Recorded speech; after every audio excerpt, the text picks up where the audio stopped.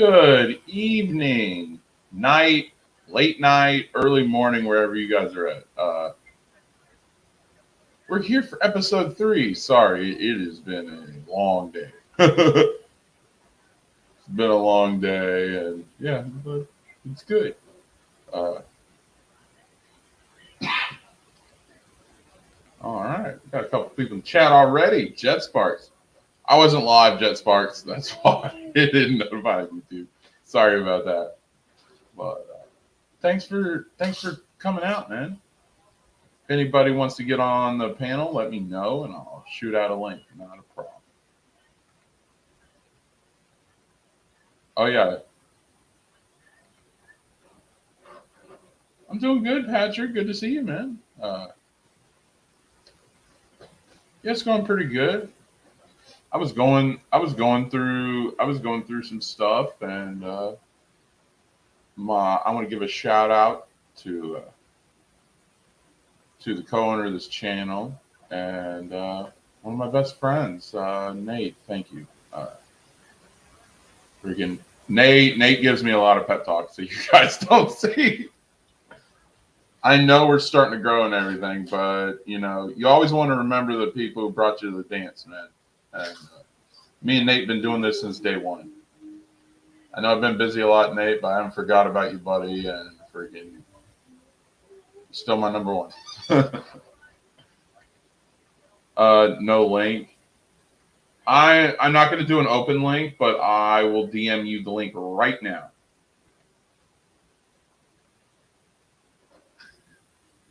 Oh my God, Saggy just messaged me and said, "Would love to catch you. Always catch me at work."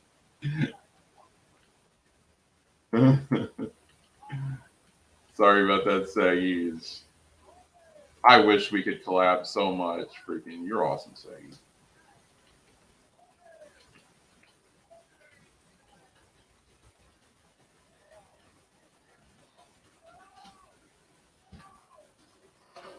All right, I'm just replying to this message real quick. And then Jet Sparks, I'm going to send you the StreamYard link right now. Okay, buddy? I love having you on, Jet Sparks. Jet Sparks has such good insight on stuff, and love having him on the channel. Love having him with the team, man. Like, I'm so glad he's with us now. It's huge, especially when we cover the Star Wars stuff. He knows so much, and he's so respectful and cool. Yeah, like freaking love having Jet Sparks over here. Should be hot. What's going on, man? Oh my God. I wanted to do an open stream too because I had some other stuff to talk about, but we're going to stay on course tonight and we're going to talk about some 90s TV shows. I sent the link out to Nate and Jet right now. If anyone else is interested, let me know. Yeah. Hey, Jet Sparks, welcome. Hey, what's up? Sorry, just again. Just a quick reminder, you can always schedule the thing on StreamYard always so you don't like... Oh, I did schedule. It was just rather quick when I did it. Yeah, no, it was last minute. Okay. Yeah. It's just, I had a lot going on. And I had some personal stuff going on. So I dealt with that and freaking, then I overslept because I took a nap. So, yeah. Yeah, I see the thing on Trippy Hawk. What are you downloading Elden Ring? Yeah, what game are you downloading, man? Game you download. He's been getting in that Star Wars Galaxy Heroes. I told you it's fun. I like it because it basically takes everything and puts it together under one banner. It takes canon, it takes EU, it takes everything and like puts it into one game, which is like the first Star Wars game that's ever done that. Well, again, I know I'm just not much into like mobile gaming. Yeah, it's fine. I know mobile gaming is not for everybody. A lot of people aren't. So, but yes, we. Wait, that game's still like live or whatever, or the servers are still up. I figured most people would have been still playing that new like quarantine thing for Rainbow Six.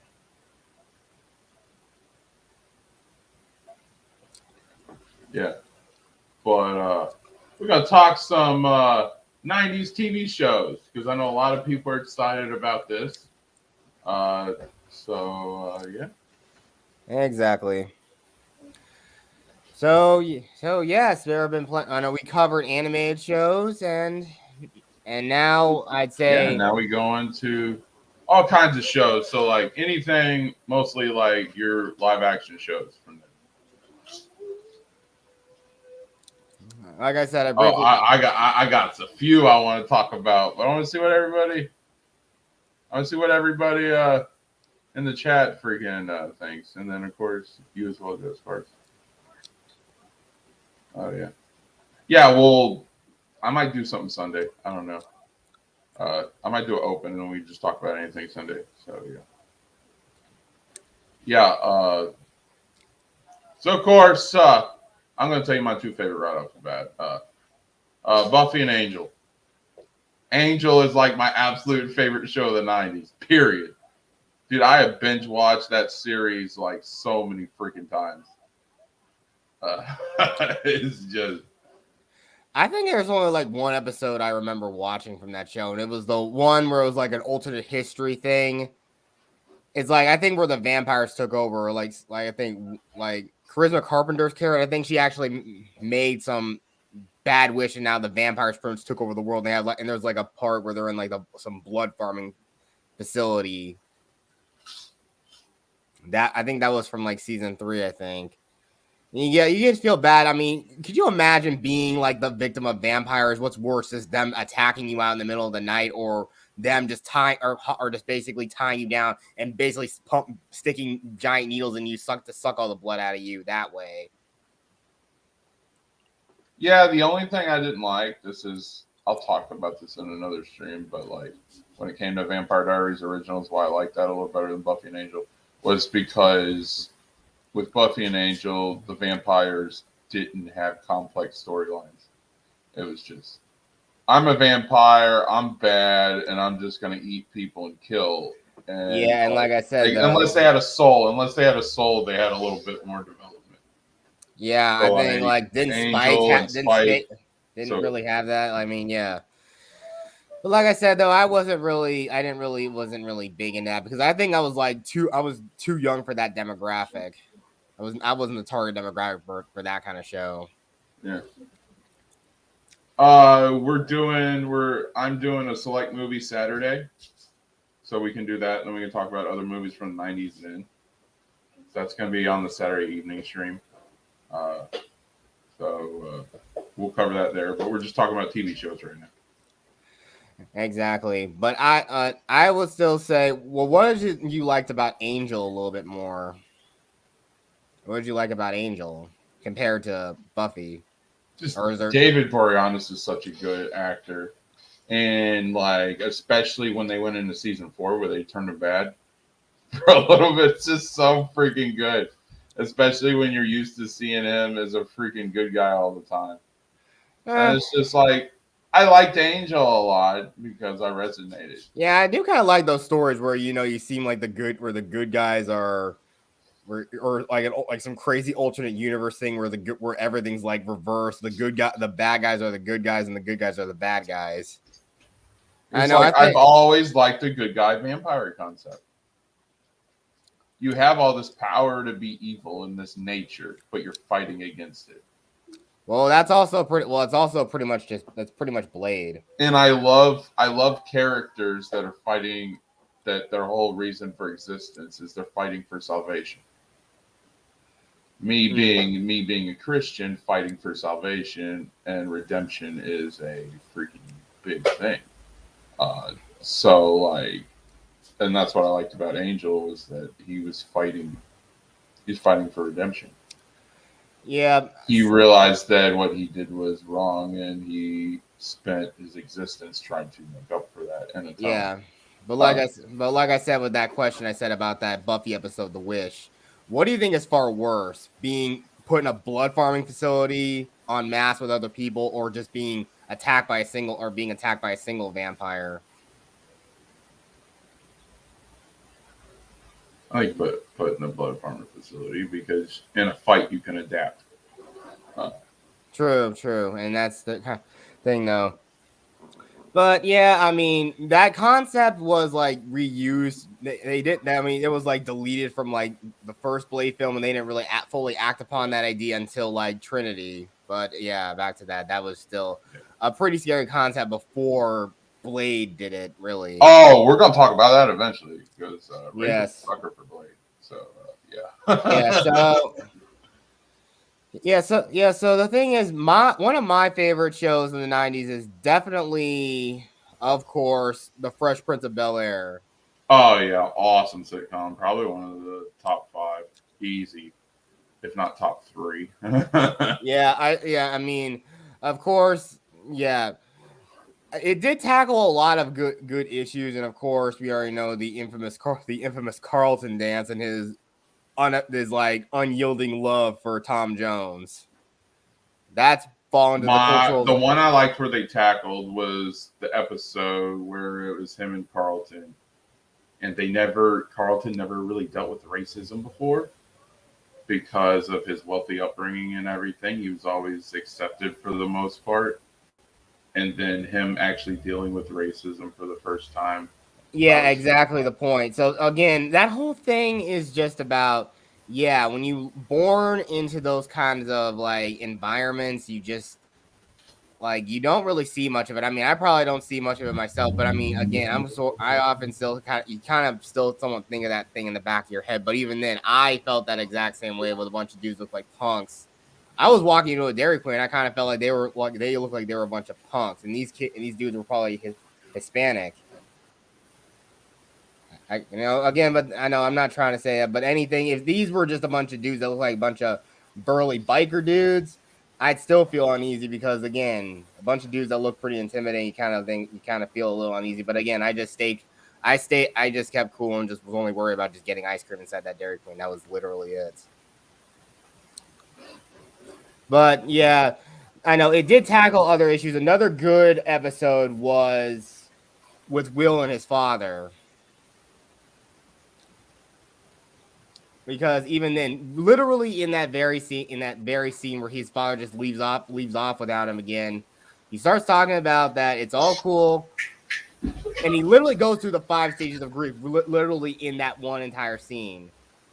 Yeah. Denial, then starts going to get anger, bargaining, and then acceptance from Uncle Phil hugging him, and he even calls him out for saying, "How the heck would you know? You're not my father." And it also just really shows. But if you're talking about like truly funny episodes, I'd say the funniest one is the Halloween Hex episode. Just again, Will Smith. It's just seemed just going back to where he started out in acting and see where he is now. Just like what would happen with his wife, it's just like, damn. You really kind of feel sorry. You just feel sorry for the guy, even though that literally this is what Hollywood kind of did to both of them. Essentially, it's even worse it's even kind of worse on their kids. But yeah, I don't even understand why the heck they had to bring that back and try to make it more realistic and just make it all about social issues and whatnot. Does the word subtlety mean anything to you? It's just the way they tackled some of these issues. I thought it was good. Yeah, you do it more subtle because that's when like TV shows even in the 90s had balls to do that stuff. But now it's just like when you do it, it's like some of these are just like pretty much some of the stuff is like, yeah, you're trying to like overtly put that in our faces now. Difference is you had a basis. All right. You had a basis the way the show was developed and formatted. And then every now and then they would slide those issues in. To bring awareness to it and then move on. Okay. Now it's at the headlines of it. Oh, this show, you're going to go through this. And you're going to go through this every episode. Exactly. And I think that's where it becomes forced. Yeah, and I'll tell you one thing. There were, of course, we also know the Maury sisters, or more or less the Maury siblings. The two twins obviously had their TV show on WB. I think that's where it first aired on. But I Oh know yeah, this was reruns on sister. Disney Channel. Yep, and of course later on, their little brother Taj, he got his own show, which I personally still love, and I'm glad it's up there. It's up there on Disney Plus. It's Smart Guy, yes. Yeah, my sisters awesome. My sisters love that show, but I think our overall favorite episode of the show was, of course, where Marcus tries to get with like a study partner, and of course, it goes crazy where he accidentally accesses her diary, and obviously his big brother is trying to like uses that to try to get with her, and it turns out we find out she's actually a little crazy, but. And it went all like you can consider that like a Halloween episode in a way. Yeah, man. Let's see, because I got a list here. King of Queens. Even though I thought like the basis of it was kind of dumb, it was a pretty funny show. Basically, it's a UPS driver who's a big, chubby dude, played by Kevin James. With this, I thought that was slimmer, really attractive girl play Leah Remini, and that's the gimmick right there. Yeah, I figured that was like an early I thought that was like a 2010 98. show. I figured. Oh, it says okay. 98 to 2007. And I'd say this show I know I touched upon it like early on, like in the last stream, but again, I want to do a little bit more. I want to go a little bit more in detail about that show. It was First Wave. Remember I told you about that? Yeah. Yeah, I talked about it a little bit with Christine on the music podcast we did. Yeah. Yeah, like I said though, First Wave, came out in 1999, ran for about 3 seasons, and again, it was all about like, trying to basically stopping Armageddon, and the main character was using the quatrains of Nostradamus to guide him to fight these aliens basically on Earth who infiltrate human society as humans. And they basically got to Earth by using a combination of clones they grew on Earth and just sending their consciousness through wormholes from their home planet. They just so on their home planet, they probably sucked out the consciousness out of their original alien bodies, put them in like meteorites, sent them through the wormholes to Earth. They would just retrieve them, fish them out, and use those orbs and infuse the conscious into the human clones. And obviously, they would have crazy abilities, like being able to regenerate, stuff like that. But if you kill them, their bodies sort of like basically just dissolve and disintegrate. Mm-hmm. So it sort of like changes that up. And I know it's always a good thing. There's like a good bit of conspiracy with that show, but it's crazy. I don't think not many people knew about it, but it was like a show that was on the Sci-Fi Channel. It's always a good thing. There's like a good bit of conspiracy with that. But yeah, it always has those hints of political conspiracy or whatnot. But I know also there's so many freaking shows, dude. Like I'm looking up here, and this list is the top 100. I'm gonna do share screen so we can look at it. I usually don't like doing the share screen first, just in case the chat starts popping off, but pretty small tonight. So.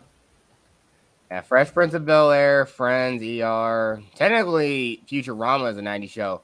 Oh, one other show we totally forgot. Two other shows we totally forgot to mention. Yeah, we forgot to mention.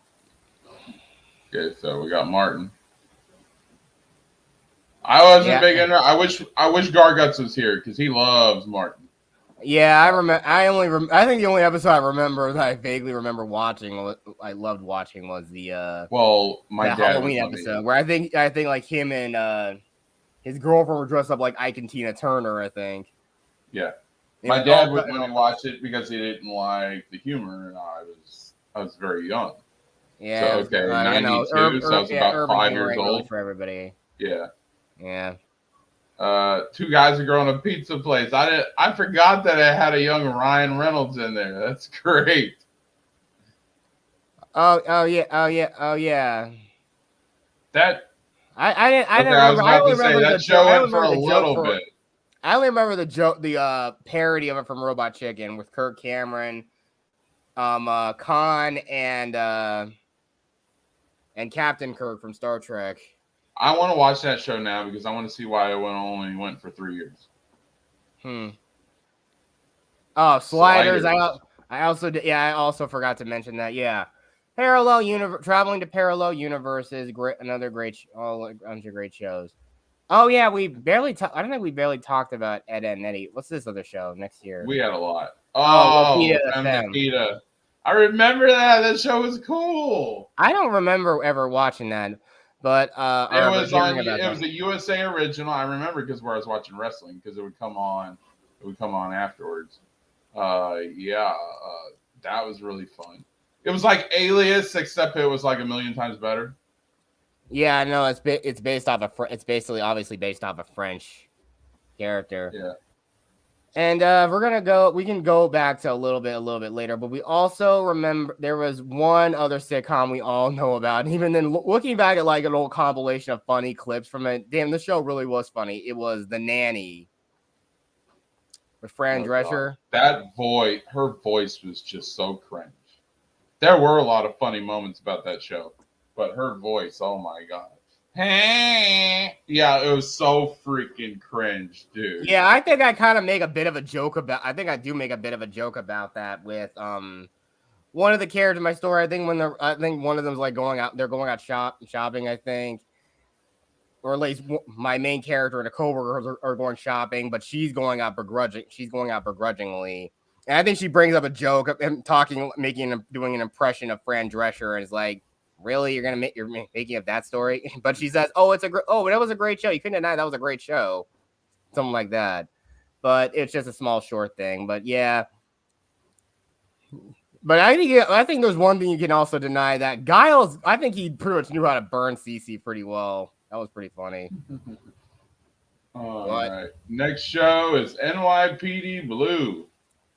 Here we go. And I don't really care about. I didn't really understand. Care about the crime dramas.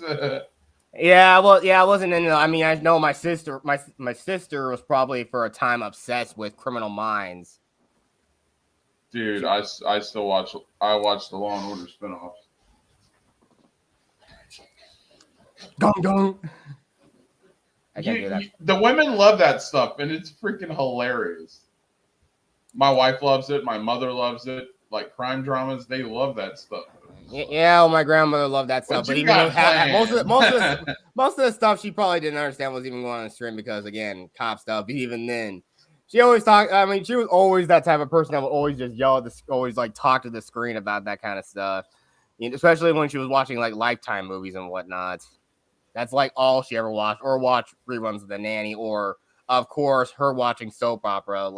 Her favorite soap opera being, of course, Young and the Restless, which I never really understood the concept of those shows. Who remembers The Pretender? I didn't know that was 96. Thanks. Okay, here's another one that it was kind of a family sitcom. It's freaking hilarious. Who remembers Dinosaurs? Vaguely, but I think I know about the ending of the show. Only went 3 seasons. Yeah, the infamous ending where just knew that. Oh, and I gotta cover this because my wife will kill me if I don't. Roswell. Yes, I do remember that show. Teenagers as aliens. I think even Cameron Posh, I think he might have worked on that show. Who remember? Here's another one. The Practice. Like it's that same type thing that you know. Yeah. No. Okay, here we go. The Outer Limits. Definitely a show I loved watching. Definitely I love that show. I know I watched the original series, but I think I also remember watching like the reruns of it on Sci-Fi Channel. Yeah, I know I think it started out on Showtime, I think. At least from the history of the production of the show. I think one of the best episodes of the show is probably first anniversary, I think, where the guy who plays Max Headroom is like, he obviously meets a lady he's obviously like some financial planner, and of course he meets like he ends up falling in love with the wife of a man he worked for. And it turns out she and her best friend are actually aliens, but they've been masking their appearance. But after like a year, he and his best friend start discovering that they're not actually who they say they are. They actually start feeling like pungent tastes and smells, and eventually she just drops the act and just says, "Yeah, this is what I am, but you still love me, don't you?" And of course, he obviously freaks the hell out because I mean, come on, how can you love something that isn't even human? Other that isn't from Earth. That's what I mean. Yeah. But all right, here's another one that I really like. Probably one of my personal favorites is Goosebumps. Just one word I will say: the haunted mask. I actually had the VHS tape of that episode back in the day. I think it's still somewhere in my grandfather's house, just sitting there collecting dust.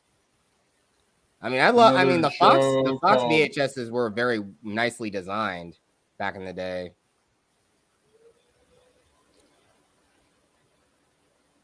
Okay, we covered Law and Order, all the Law and Order stuff. So next one is Third Rock from the Sun. All I know is that all I know about that show is that I think wasn't it about like there were like aliens trying to be a human family or something, and French Stewart was in it. Yeah, but it was funny as hell. It had John Lithgow, freaking Joseph Gordon-Levitt. It had a bunch of other actors, but it's freaking hilarious. Yeah, the only thing I know French Stewart was in that Nickelodeon movie Clock Stopper. Yeah, he was in Clock Stoppers. And he was also in that terrible direct-to-video live action Inspector Gadget. That was the sequel to the one that had Matthew Broderick and Rupert Everett in it. Or mostly, Matthew Broderick was in it as the titular Inspector Gadget. Yeah, any Inspector Gadget that didn't have him in it, I was like, Him and Rupert Everett were very good, like good protagonist and antagonist, I thought. But next is ER. Oh my God, this is my mother's show. She raised me on it, and I loved it. I don't. And it made stars. That freaking show had anybody and everybody.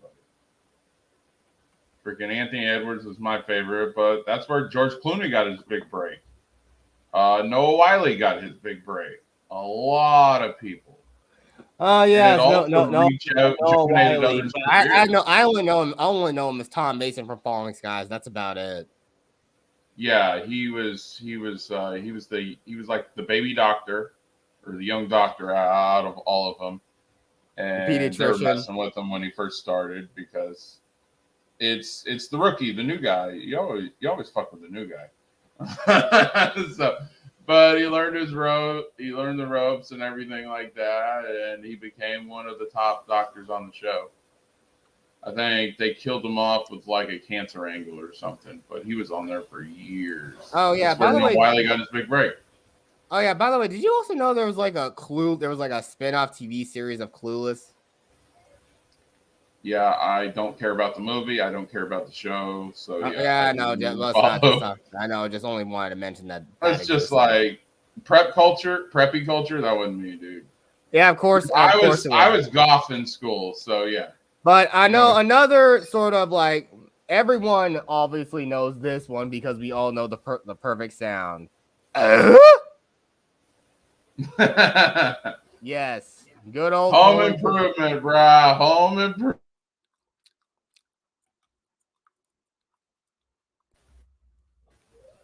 Home Improvement. I know where you're going with that. Yes, exactly. I mean, again, that is truly where like the biggest standout of slapstick comedy. I mean, again, I think one of the funniest was when he was rolling around a freaking tank, and they actually moved on to a golf course. Yeah, it's like, and I mean, you feel really like kind of somewhat bad for Richard Karn's character Al. I mean, Like he's got his clothes ripped off. He's been electrocuted. All from what Tim Taylor did.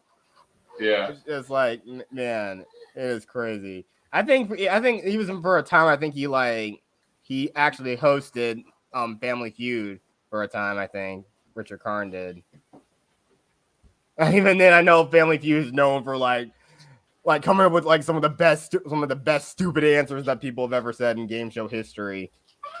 Family Feud's been around forever. Yes, and I know one thing. Just like one thing where he tried to ask the question, he just sat there smiling and he just dropped on the floor. And he just dropped down the fist, lowered his head, just knocked his head on the table. Just like no one just Here's the one that I think we might have mentioned last night. Keenan and Kelly. Yes, absolutely yes. But now it's just different now. Only when they were together, it was like they were actually pretty good. But even I don't even think now they don't think it'll really work. It would just not work anymore with them because they're older now. It's just like I can't believe even Kel tried to make a name for himself. I mean, but he's only appeared in like the only biggest notable movie he was in at like even around like the 2000s was Mystery Men as Invisible Boy, and I think he also had a role in like a crappy asylum version of Battle Los Angeles, and that's about it. He tried to like audition for SNL, but only Keenan got in.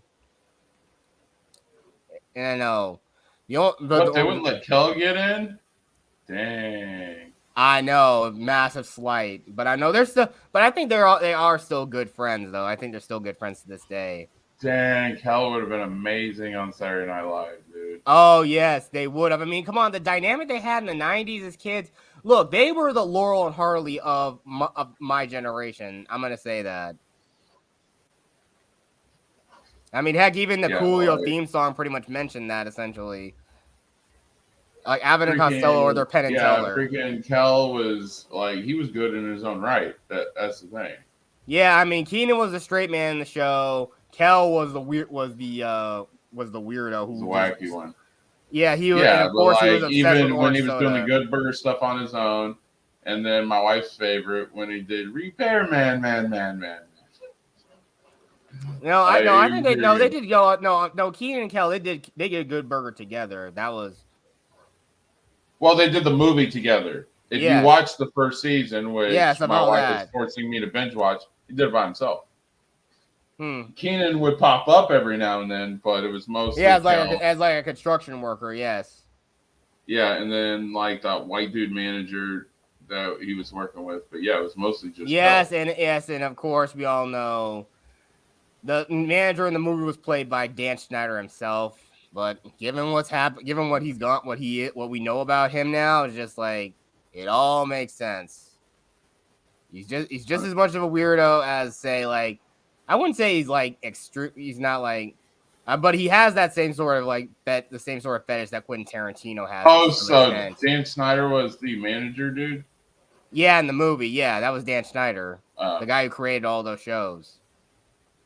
Oh yeah, I didn't know that. All right, and then we got the Star Treks. I'd say the Star Treks because we had 3 of them. We had Next Generation, Deep Space Nine, and Voyager. All came out in the 90s. Again, wasn't really much of a fan of Star Trek, but I'm telling you, there's anything I will say about my dad, he's the biggest Star Trek like encyclopedia. To me, he's the total encyclopedia for the Star Trek shows of the night, even the original show and even the animated show. He is the biggest Star Trek junkie ever. Heck, he even got to meet William Shatner at the Indiana Comic-Con we went to back in October. So there you go. But I think he thinks that probably the best show out of all of them, at least in his mind, was probably Deep Space Nine. But but like I said, what else is to say about Star Trek? It's just basically Federation, just trying to be cooperation, seeking out new life and new civilizations. That's just the whole point of the show. Most people know what Star Trek is, and we don't have to tell them what it's about. I mean, yeah. Just like, what is there really to say? I mean, it's another cultural zeitgeist like Star Wars. But then again, we also have the people who we also see the fans go at each other too.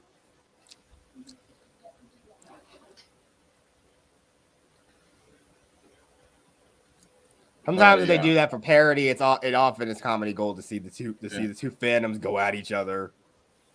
Man, there's a lot of stuff that came out in '99. I didn't realize. Third Watch.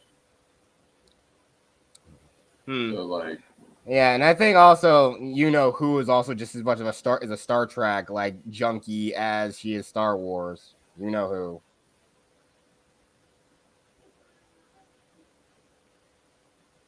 Oh, your buddy Anna? No, your worst enemy, Anna. Your worst enemy. My worst enemy. Yes. She doesn't even know I exist, so how can she be my enemy? Yeah, there's also another show. There's a few other shows. I mean, we all know about everything Mike Judge has done in the 90s. No.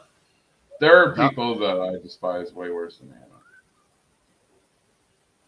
I don't hate Anna. I'm just disappointed. There's a difference. All right. Yeah. Next show, News Radio. I only. Yeah, a lot of people don't know it. All right, here's a little fun fact.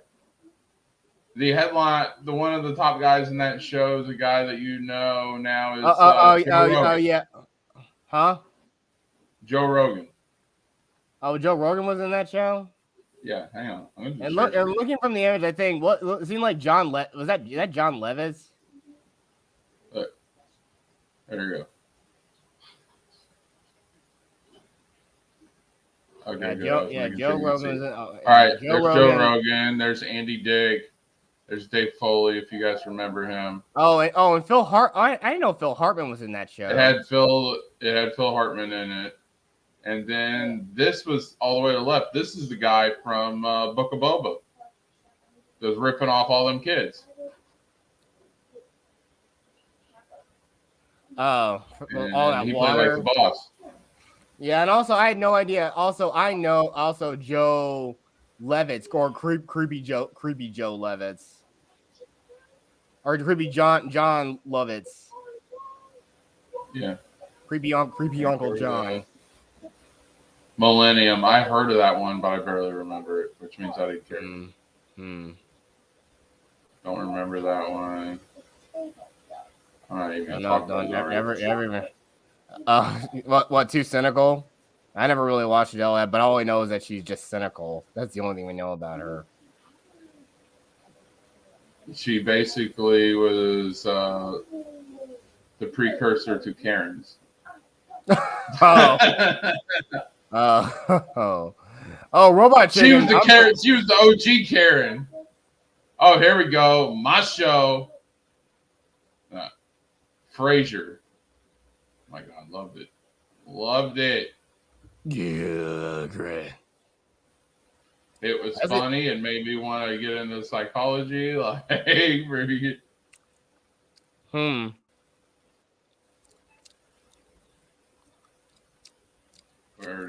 covered that a little bit. Yeah, I think we covered Spawn on animated shows. Oh, I think go back. In Living Color.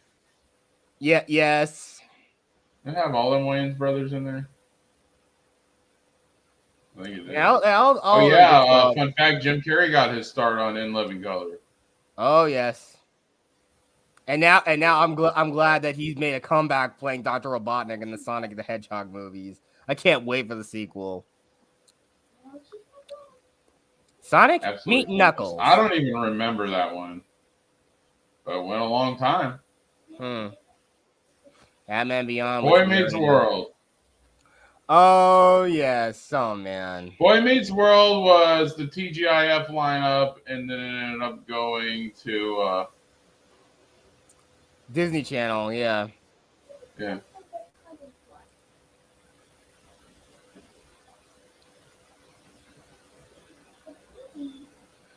That 70s show.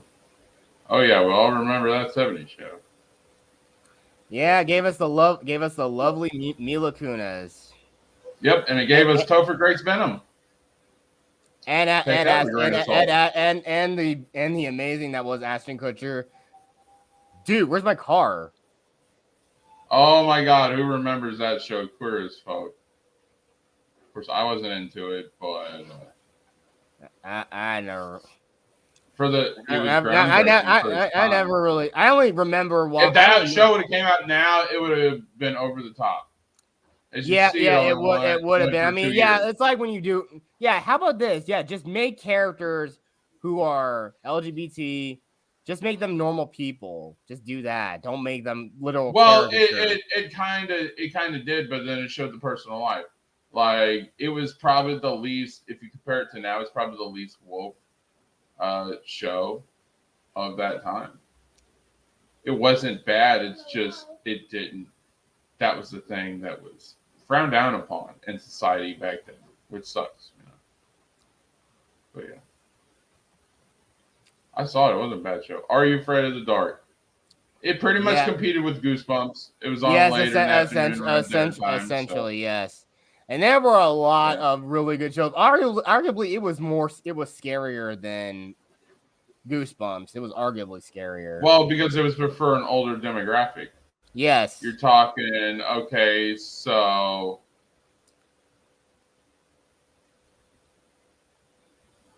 you're talking Goosebumps was probably kids. Kids 6 and 7 to about 13, 14. Are You Afraid of the Dark? Ages 6 to 12 was probably but 13 to 17 was probably Are You Afraid of the Dark? Definitely. Farscape. I didn't care for Farscape. I never really watched it. Also, have you ever heard of? Let me see if I can find this show out. It was from the mind of Gene Roddenberry. Who remembers this one? Adventures of Pete and Pete. That was a Disney show, I think. No, it was a Nickelodeon show. It was Nickelodeon. Oh, Nickelodeon. My bad. Sorry, it's been a while.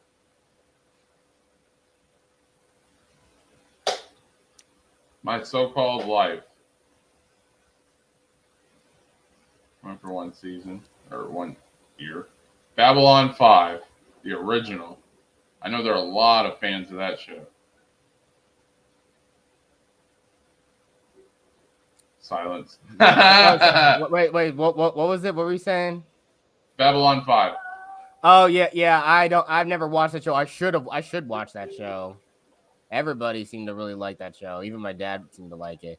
But I'll share my screen. I'm not sure if anyone knows this show or not, but if anybody remembers it, it was this show called. It was from the mind. It was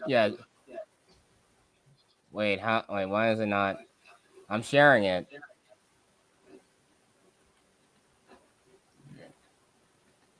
Yeah, there we go. Earth Final Conflict. I wonder if anyone's ever heard of this show. I've heard of it. I just totally forgot about it. Yeah. Okay. That was my jam. Oh, dude! I wish I could have got you on earlier. We were talking about Martin. I know that's your favorite, man. See, now we see it got quiet in the chat because everybody's so young they don't remember half of them. But we got Garguts in here, which is around our age, so he'll definitely. Yeah. And nothing against Patrick or Trippy. I know they really don't. Yeah. Go get send them the link if you got them on Twitter. Hey, Patrick, a week from Saturday, Patrick and Trippy, I'm doing a video game podcast, so I think you guys will like that a whole lot better.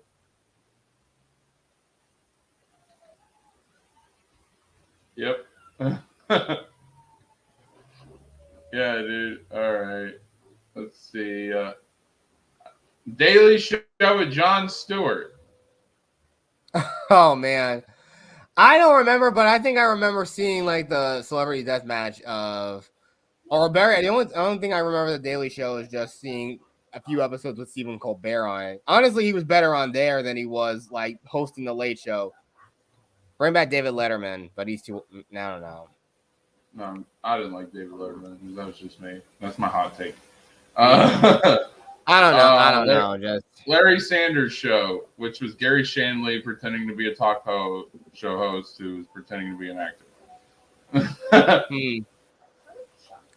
Oh yeah, do you know about I think we could save some other animated shows that we probably didn't cover in the last episode,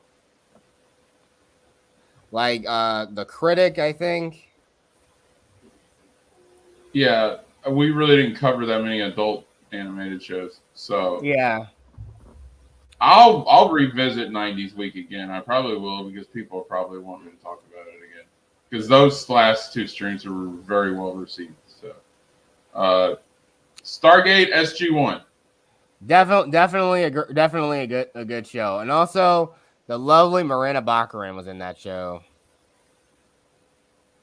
Yeah, if any of you guys don't know who she was the chick who was Deadpool's girlfriend. Oh, okay. Whose line is it anyway? Definitely, my sisters were obsessed with that show. This show is freaking hilarious.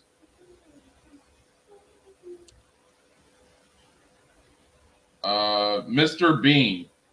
I remember the movies, but I didn't remember the show. I didn't know there was a show. Okay, I got to cover this one because it was a huge one. The X-Files.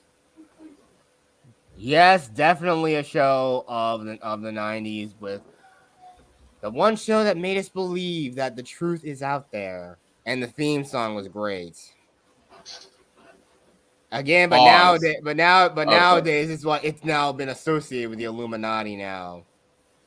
Hey, Hanson, Michael. Yeah, I'm getting people to chat. They might know what I'm talking about now.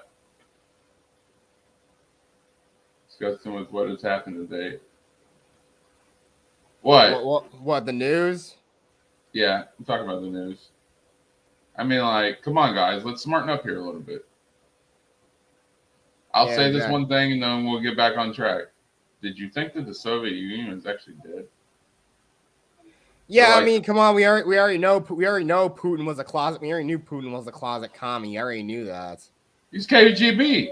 Yes, it's freaking KGB.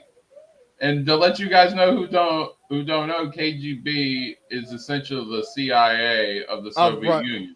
Yes. So yeah, the Soviet Union aren't dead. They went into hiding like the Sith. All right. Oh yeah.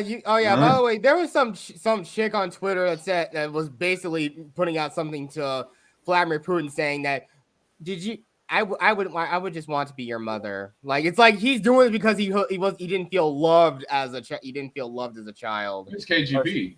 Exactly. He's a former Soviet. Of course he's going to do that. And I mean, of course, the only thing I'm thinking, if he ever actually saw that video from some activist type lady who's a tragedy, he's only thinking about, I wonder if she likes going. I know she likes it from the backside. That's probably what he's thinking. Yeah, like of course he's doing that because that's again. He said it was. He's a former Soviet. That's what they do. Like it's kind of their thing. Thankfully, in my world, the Soviets are basically too scattered. And in my Hero Magnum Opus story, the Soviets are more scattered. It's worse than like the freaking Afghan war. But now it's like they're all just bogged down and just scattered and just fighting for territory. And I really don't hate the Soviets because if it wasn't for them, then we'd be living under the Third Reich. I'll just say that. And the Third Reich was true racism, true terror. And the Soviets ended that because they turned on the Third Reich because they got screwed over by the Third Reich, who was led by Hitler. So but I mean, if you also watch GoldenEye, of course, we also learn about the whole thing, a little bit about history with the Lians Cossacks. Yeah. It was like politics, and the Third Reich was going to take over the world. And the Soviets stopped them. So yeah, like. Well, really, more or less, Hitler's own hubris is what screwed him over in his Yep, general, and he didn't listen to exactly. anybody. Back, That freaking ego, dude. Yep. Yeah, there's a video out there from the channel called Top 10 that talking about all the 10 reasons why Hitler was an idiot.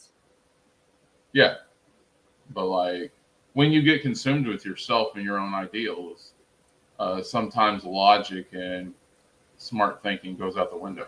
Yep.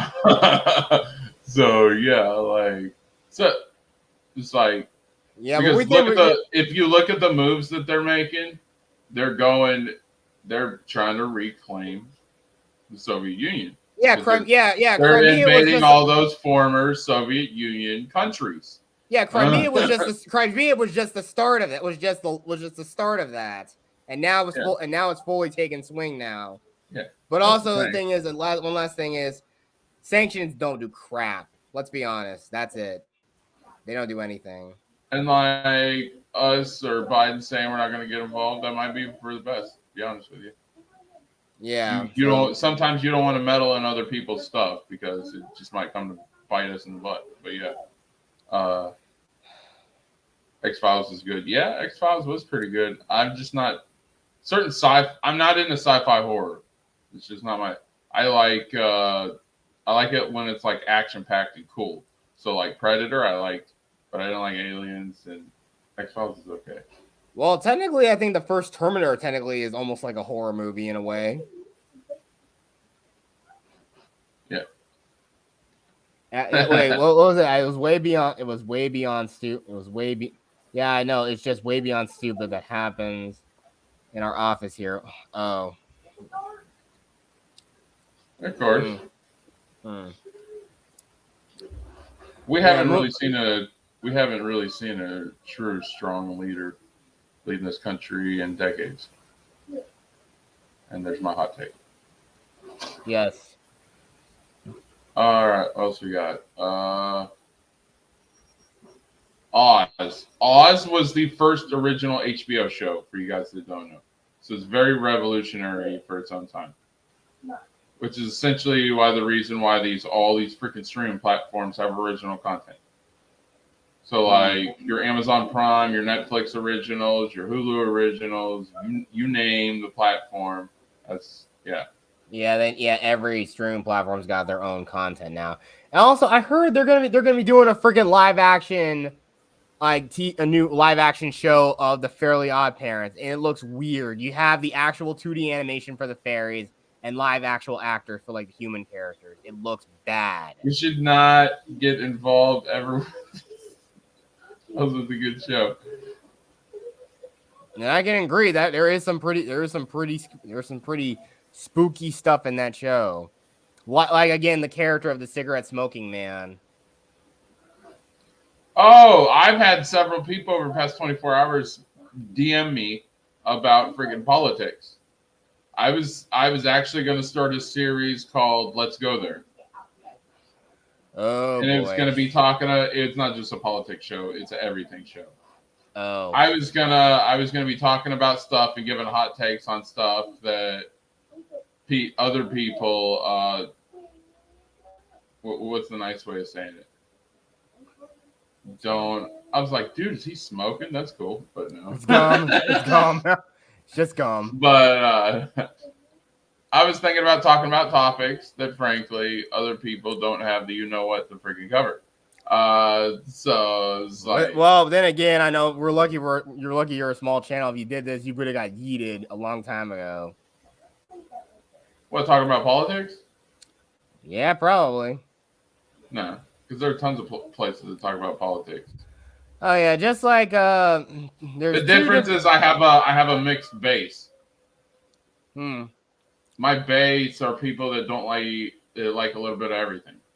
Okay, one other show I think we should probably talk about a little bit is what do you think of like Sabrina the Teenage Witch with Melissa Joan Hart? Loved it. Freaking loved it. Who was your favorite character in the show? That's my hot take. Sabrina the Teenage Witch, Melissa Joan Hart. Melissa Joan Hart was the 90s. Absolutely amazing. She had that show Clarissa Knows It All. It was okay. It was Clarissa. cool Wait, did you say Clarissa?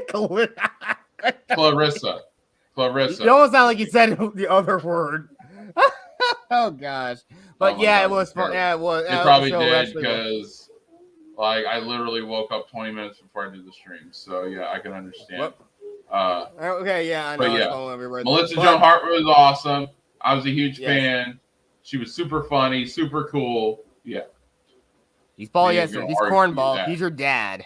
But also, thank God for Salem the cat.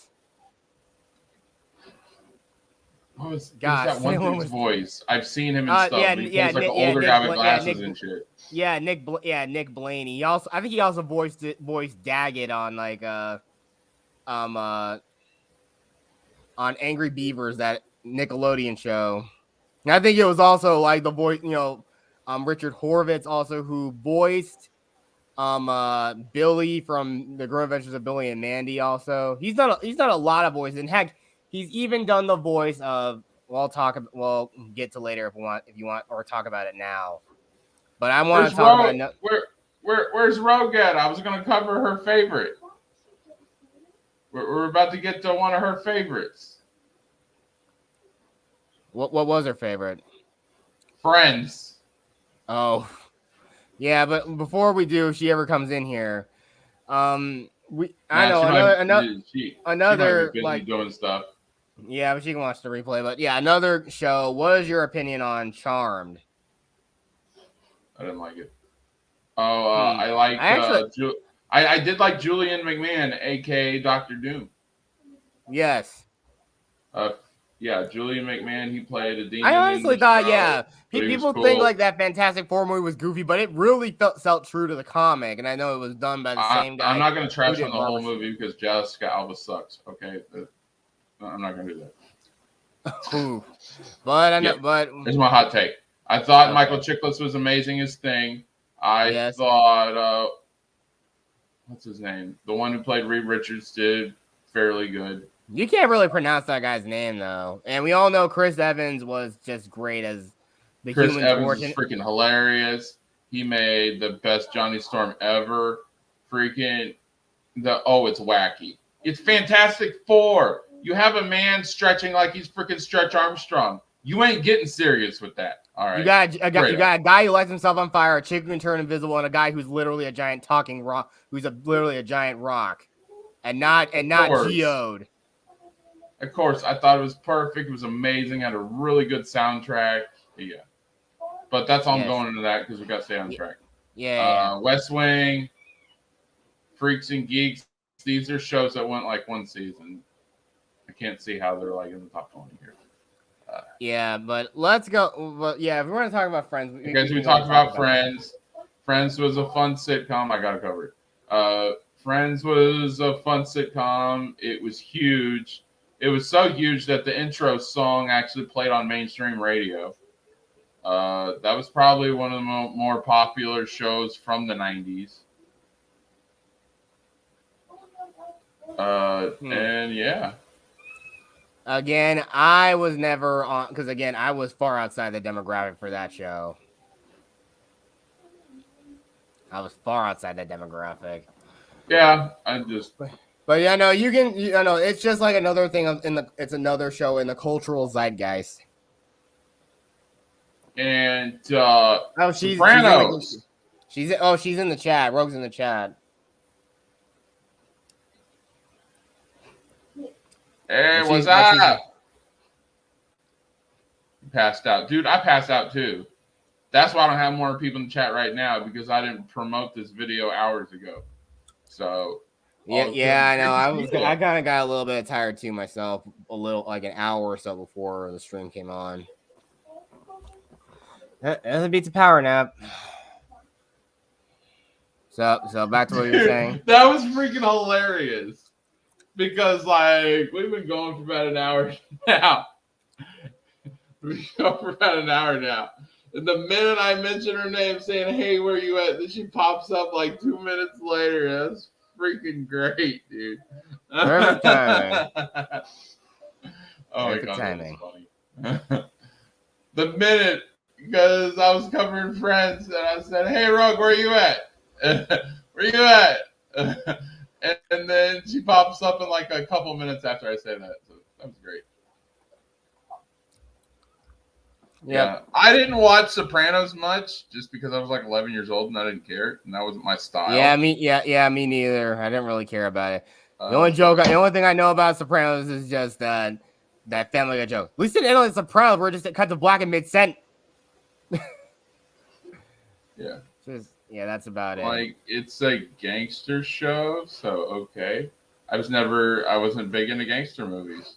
Yeah, also there is a Lewis and Clark, the new Superman Adventures with Dean Cain as Superman.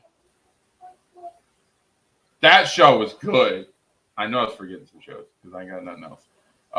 But that was good. There was also, and a lot of people don't remember, in the early 90s, there was this vampire. It was the first good guy vampire show called Forever Night. I forget who the actor was, but it was really good as well. I never liked Terry Hatcher's Lois Lane though. Not my cup of tea.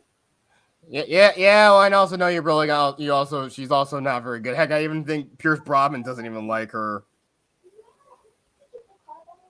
Yeah, I never cared for Terry Hatcher in anything. Desperate Housewives, she was okay, but freaking like, but Dean Cain is Superman. Yes, sir. I liked him when he hosts Ripley's Believe It or Not. I remember. Oh yeah, Dean Cain's the man. Like, I like anything he does. How about Seinfeld? You guys like Seinfeld? I thought Seinfeld was pretty funny. It's a show about nothing. No soup for you. But they say it was a show about nothing, but it was clearly just about bullshitting around, which is what I like. Yes. Oh yeah, and I know one thing I think I might have caused an uproar with like the whole thing with like Kramer burning the Puerto Rican flag. Or was that too insensitive? No, it's okay. Okay. Sorry, I just didn't know. Again, I never really entirely watched the show. I just randomly just came upon it. So Seinfeld. Yeah, it's pretty good. We got a smaller chat tonight because is anybody live that should not be competing against me? Well, I know Critical Drinker was on live with It's a Gundam, Nerdrotic, and no, it just might be.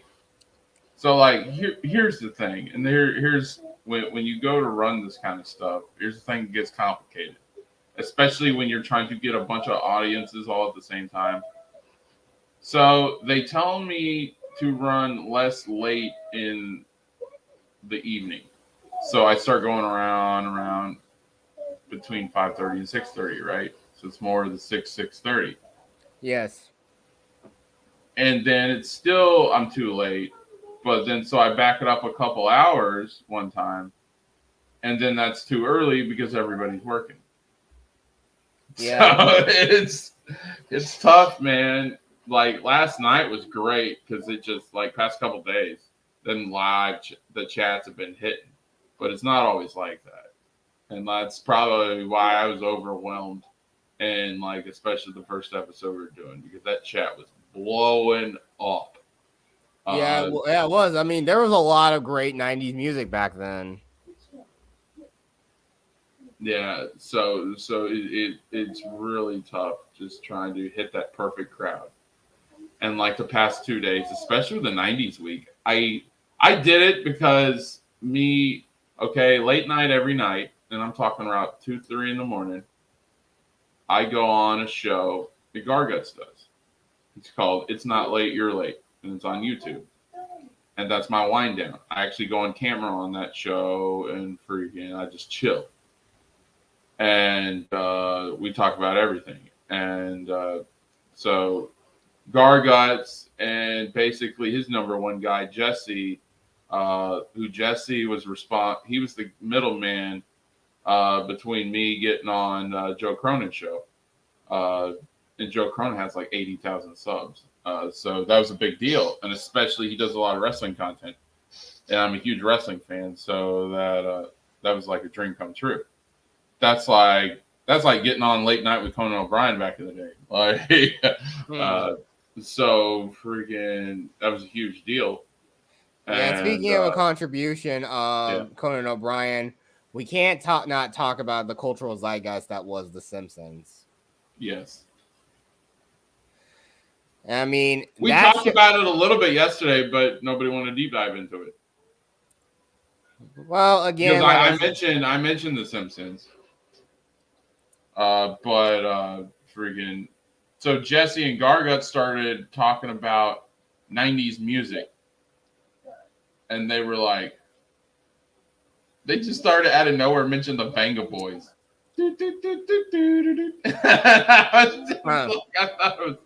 I don't even know who that is. Yeah, they were one hit wonder, and then we started talking Ace of Base and all those other groups, and then they said Chumbawamba from out of nowhere, and then a light went off in my head, and I'm like, what if I did an entire week full of 90s content?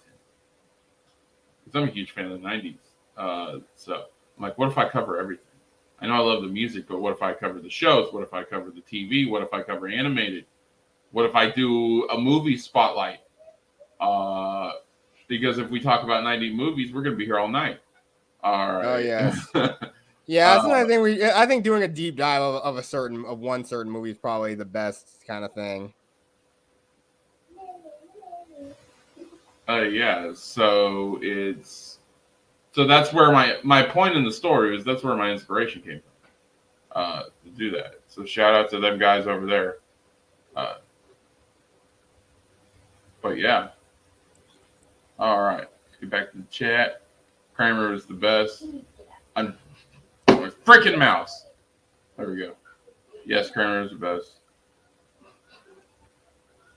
Yeah, Sopranos is awesome. I just wasn't I'm not into gangster movies. Yeah.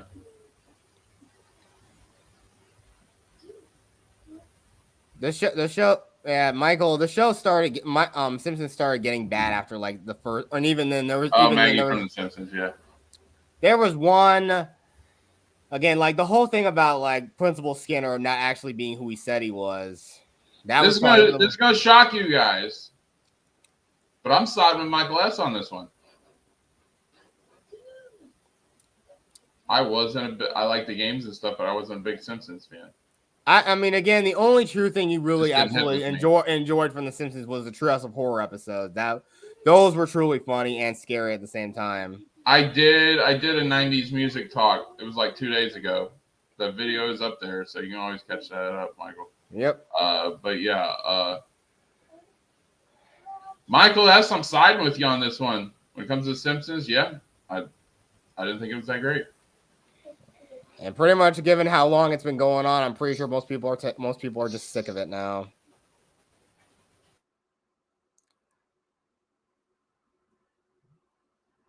Yeah, I gotta take these off.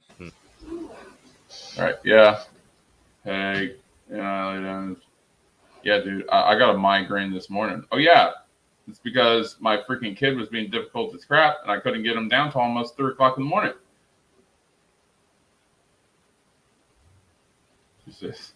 I'll get to it in a minute. I love music. Oh yeah, who came out to see me do karaoke last night? That was fun. I did all 90s songs. I did Metallica, and then I did Man in the Box, Alice in Chains. Yeah. So yeah, for all you guys who went over to Jedi Bill's show last night and checked out us doing karaoke, thank you. Thank you for the love and support. I definitely appreciate it.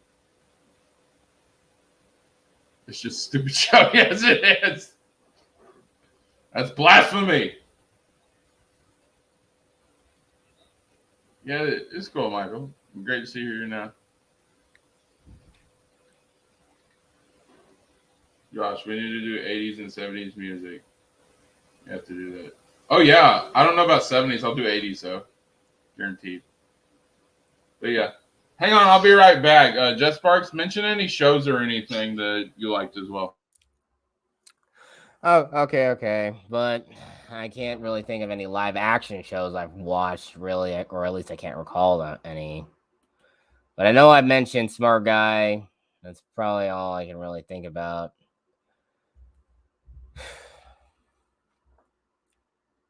And there really weren't a lot of like, or at least live action stuff.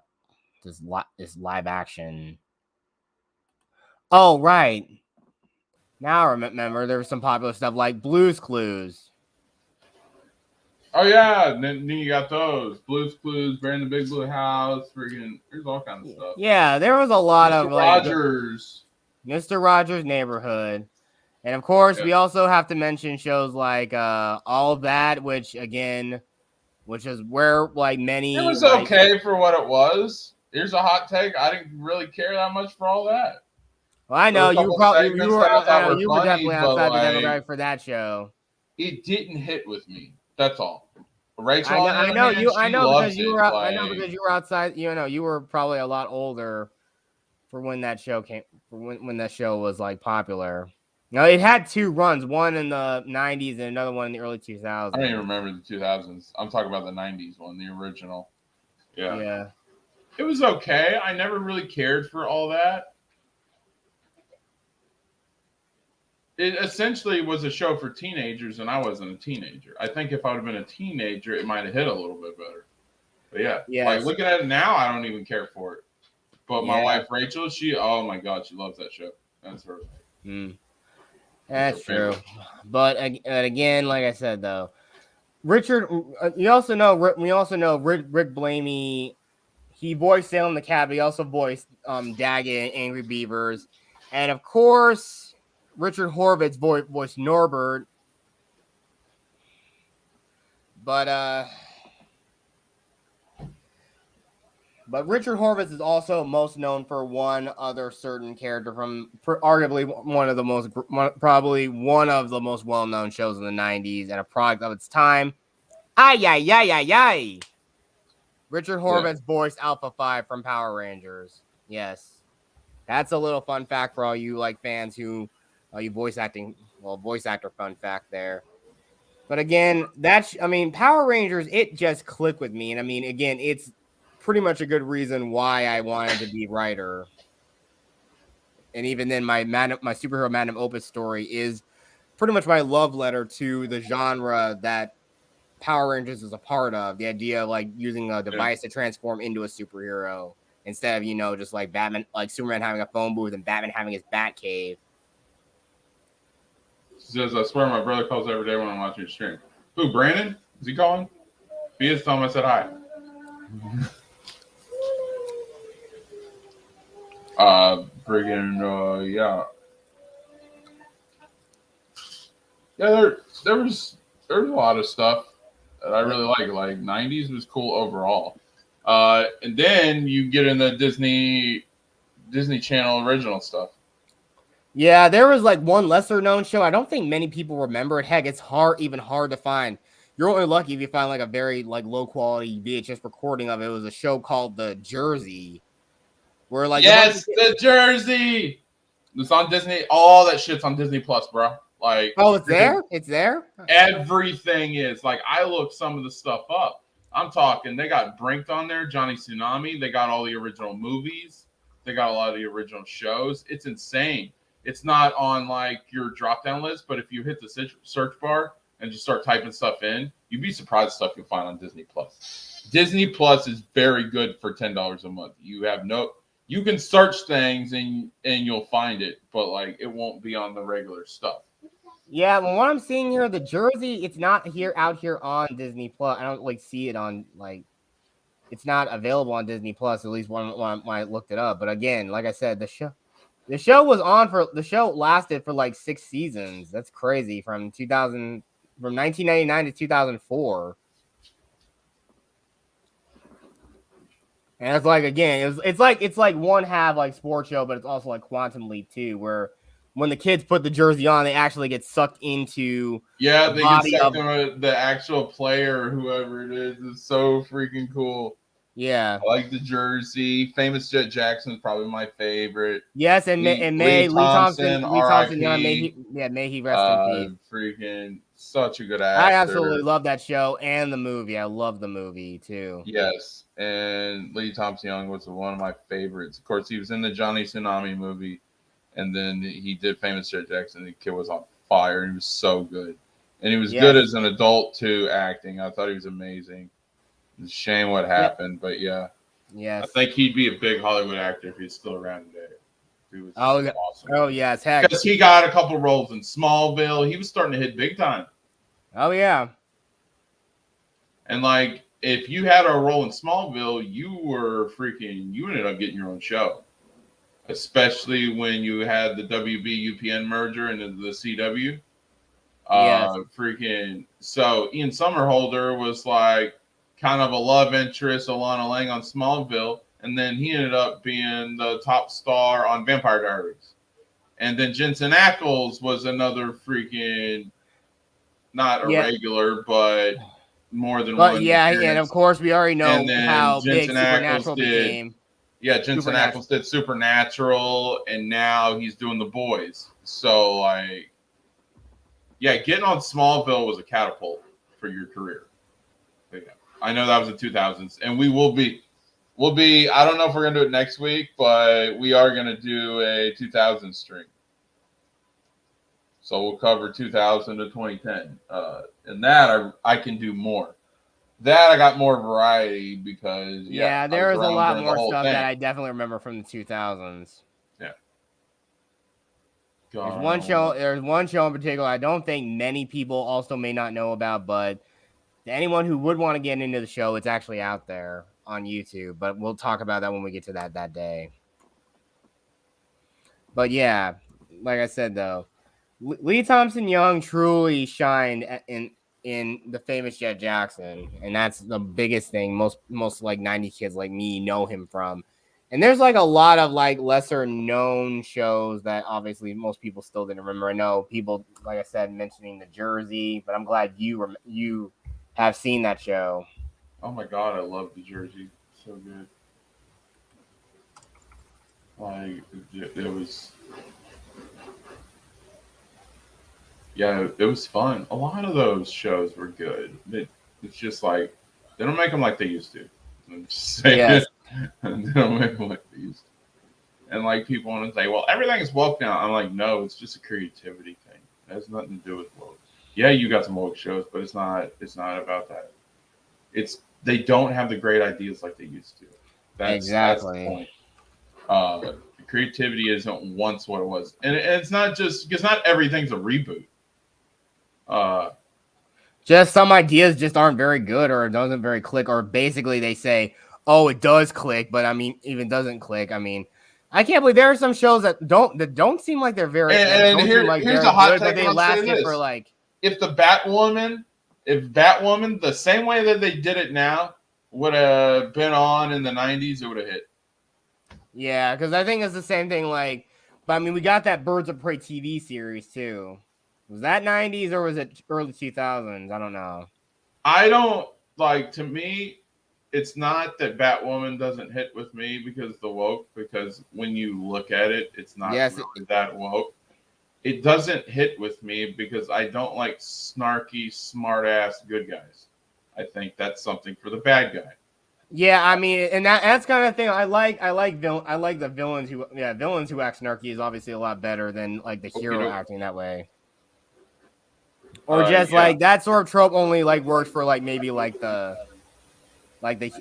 hero's best friend or something where you have like the snarky best friend or something like that or something to that effect, or the villain like makes a bunch of sniper marks a lot of the time. Yeah, I'm used to the villain doing that, not the hero. So yeah, that's why it didn't hit well with me because I didn't like her attitude. But I think if it would have been the 90s, it would have worked because everybody was into that snarky, rebellious type shit. I don't like your attitude, mate. Yeah, like it would have hit in the 90s, and it didn't matter the whole lesbian angle. That wouldn't have mattered at all. Exactly, but now they want to push that out like, oh, people like that are oppressed. Yeah. You are not. They're not. Nobody is special. That's not special anymore. The fact No. that My problem, and this is my biggest problem with the Minutes. All right, they label things when it's the wrong label. They wanna jump the gun and push everything as woke, and it's not woke. Sometimes it's just shit. All right, you gotta know the difference.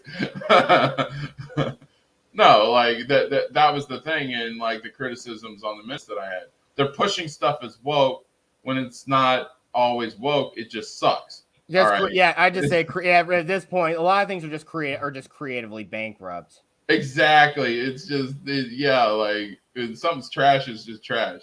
You know, I was gonna say, well, it's trash because it's woke. No, it's trash because it's trash. Because it's not a good idea. It sucks. And nobody likes it. You can't really paint a turd and set it look good and make it look good. It's still a turd. It's trippy. Yeah, like sometimes things just suck. All right. Sometimes not everyone can be a creative genius, and that's the thing. Well, I'm a winner. No, I'm a winner. We're all winners. No. Sometimes people win and people lose, and people have some crappy ideas. I've had crappy ideas in the past. Yeah. Right? Like I came up with an idea of doing a political show. Ain't nobody saying, "Oh, that's a good idea." So yeah, even I have some crappy ideas. I did a gaming podcast. Didn't really go anywhere, mostly because of scheduling problems.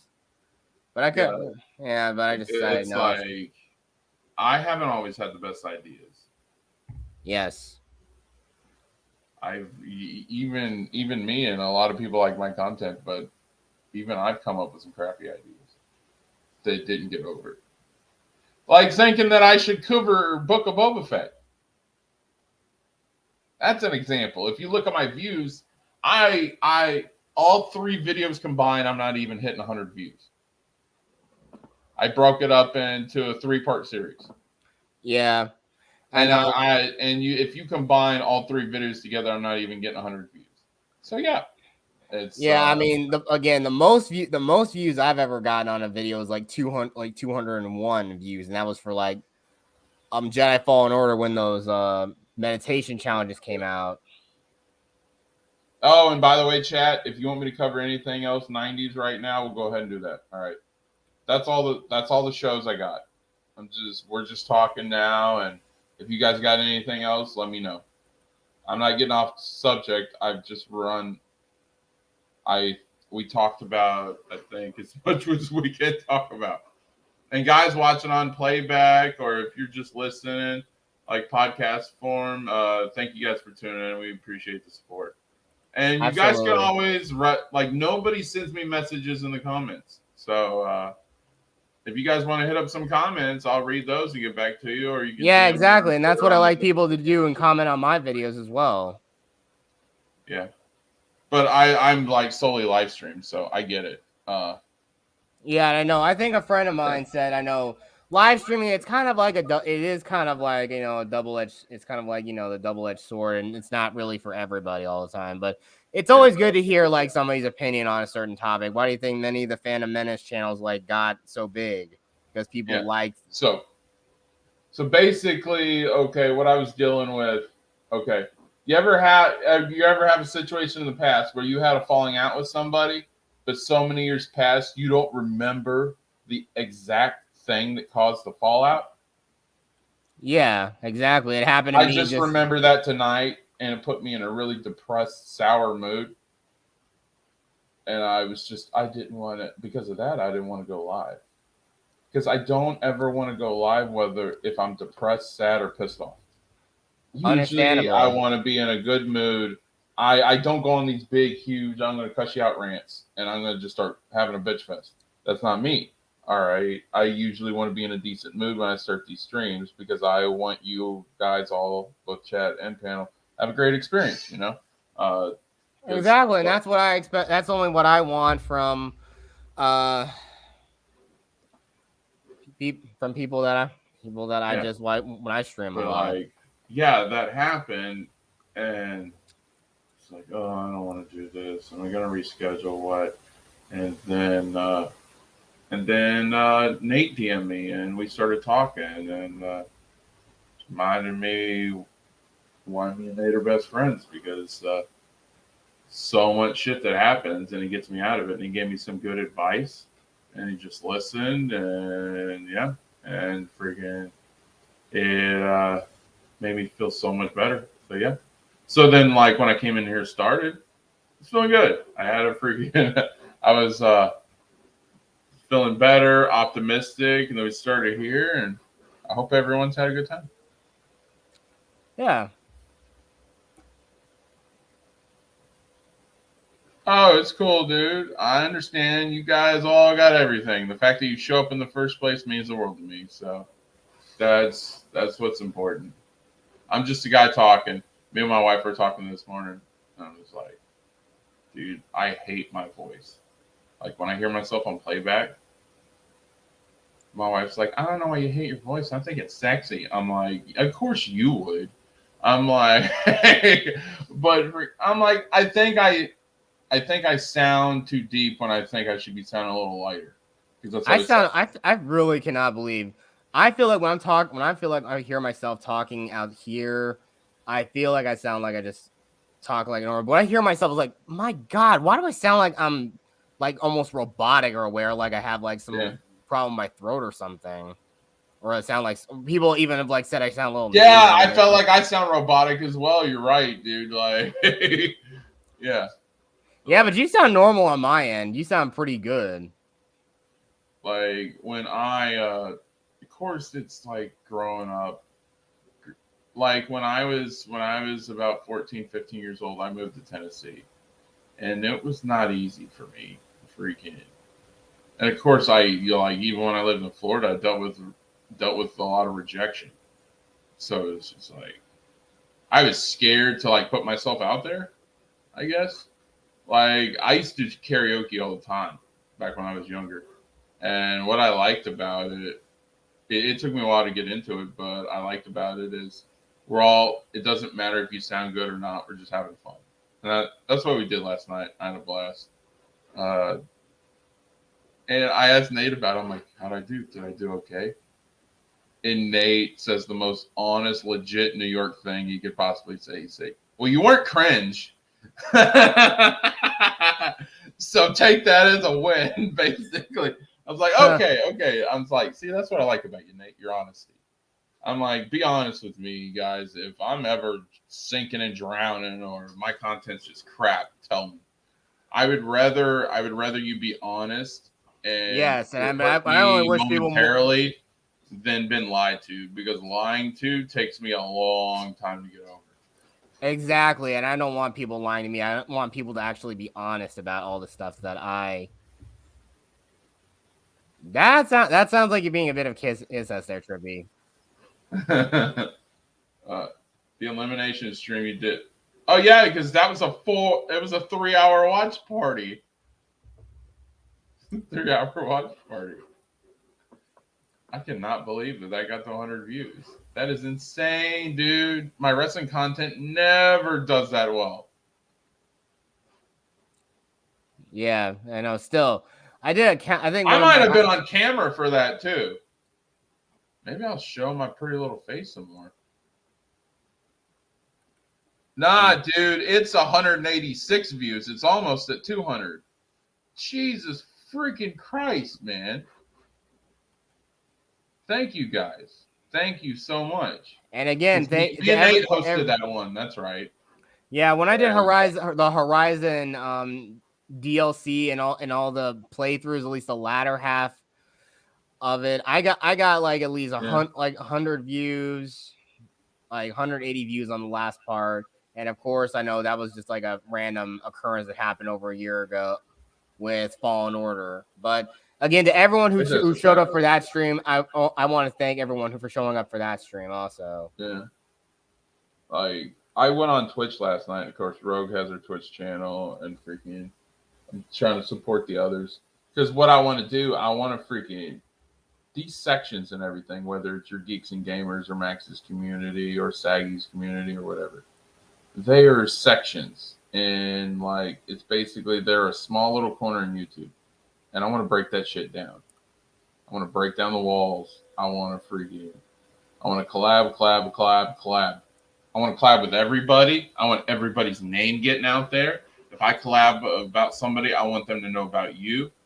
I want them to know about all you guys in the chat who have your freaking own channels. I don't care if it's on YouTube or Twitch. I want to cross promote. Exactly. I want to build an empire. All right. I know that sounds funny, but and that's what you're doing. Is doing a good job. And that's what I want to do. I want to build. So like we're all one community. Yes. So and like, we can like all collab, and that's what YouTube is. It's about singles, collabing, all that stuff. Yeah, but I know, like if you, I don't know how much you guys are into music, but I listen to a guy named Jonathan Young, and he does covers of all kinds of stuff. Basically, he started taking Disney covers and then turning them into heavy metal. And then Caleb Hiles, who is his buddy, he does the same thing, but freaking he has more of a theater type voice. So it sounds even badass. It's more like a Nightwish type thing. And so that's badass too. Freaking, so these guys aren't in a corner. They collab with everybody. And you see them show up on collabs, you're like, holy shit. So yeah, that's what I want to do. And that's what I want to do. I want us all to collab together and us create this big old freaking community empire. I'm gonna start calling it empire. Freaking yeah, freaking. That's what I want to do. I want us all to hang out and get more viewers and be successful together. Exactly. And also the same thing goes. And Josh, I'm telling you, if you really get your channel up, you can also probably get your stuff put on, like your stuff mirrored on Odyssey, so you can actually, if YouTube really starts going downhill or whatever. Yeah, I think I got a copyright strike the other night, and it's got me a little nervous. I'll be honest, guys. I was playing Chappelle's show, which I shouldn't have fucking done it. Yeah.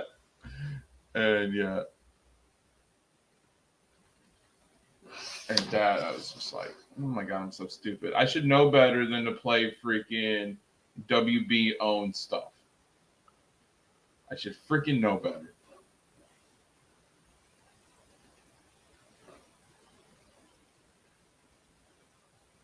Let's see. Okay, woo! Woo, buddy. I got lucky. They didn't count it against me because I'm looking at monetization. Finally, I got 111 subs. It says 1,000 required. Dang, I need to get them watch hours up. Okay, I see what it's got to do to get monetized. I get monetized. I get super chats. We stop making money. Yeah, but yeah, freaking yeah. It's been a wild ride. I'm only 2 months and 24 days in. It's insane. Again, and I never expected that. That's like I've gone on some channels, like especially the Garguts late night channel, and freaking he'd had some guests on. He's like, "Hey man, you just started a YouTube channel?" I'm like, "Yeah." They're like, "How many subs you got?" And at the time, I think I'm sitting at like 50 or 60 or something like that. And he's like, "Well, how long have you been going?" I'm like, "Well, I've been doing this about 10 days." He's like, "Fuck you!" Yeah, he's like, "I've been doing this for years." I've been doing YouTube for I've been doing YouTube for years too. But I know, like I said, mostly it's just been like gaming clips and content. Nothing too notable, and I'm not like doing high quality like live stream stuff. I'm just doing all that crap from my PS4 or from my Xbox. It's like, again, it's really low budget stuff, guys. I can't anything you see anything that's edited, it's all stuff anything that's done in Share Factory. You'll clearly see that in some of the videos. I want Trippy Hawk to be on here as my analyst. Look, he's giving me numbers. All right. Open discussion stream. Which one? I've done quite a few. Let me check. Thank you, Trippy Hawk, for those numbers.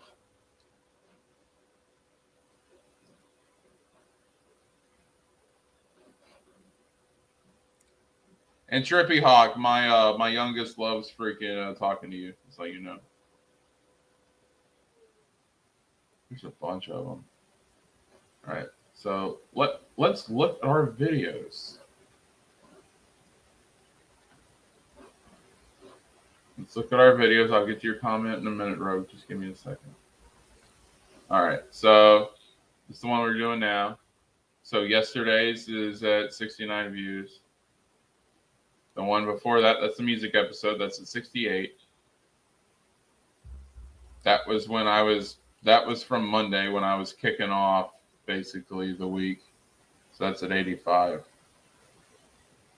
Our Star Wars is at 56. You would think the Star Wars would get more, but the Wrestling Watch Party is at 186. Good God, that's awesome. There's that open stream that's 55. Do my gameplay stream, 121. That's at 34.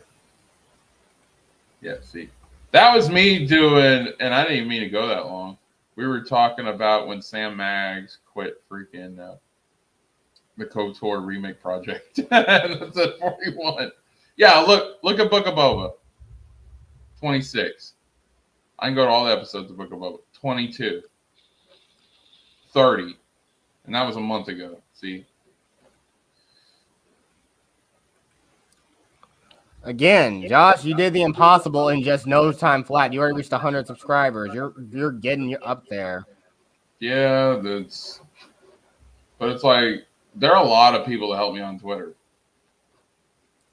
Like I'll show you my notifications. Look at all these. These are people pimping my channel. Like Stephen Lee is one of my friends in the wrestling community. He knows nothing about this shit, but he helps me. He's one of my friends. So yeah, and that's cool. See, so when people start dogging out Twitter, it's not all bad. It's like anything else in life. You have good and you have bad. Yeah, but at least I know. The thing is, Like I know ambassadors plugging for me. Phil's plugging for me. Of course, I think you plugged for me a couple times. Phil's plugging for me again. Yeah. Yeah. See, Orange Hat reviews. Some of these people I don't even know. Oh, there's Tim. I told you, me and Tim are good friends. There's Fate plugging for me. Matt Channel 66 plugging for me. Oh, look, Trippy Hawk plugging for me. Thanks. Maria with T. I don't know who that is, but cool. Yeah, Troy has stopped in a couple times. George has helped retweeting. Yeah, so like some of these people I know and some I don't even know and they're help plugging. So I'm fortunate. I'm not gonna say it's me. I ain't taking credit, but yeah, like. Yeah, it's really. Yeah, people. You got people on your side, man. People like that on Twitch too. They get big mad when someone comes in and speeds past them in no time. We were having fun though on Garguts. Like it was freaking hilarious. He congratulated me afterwards. I was like, I had 22 subscribers the first day I debuted.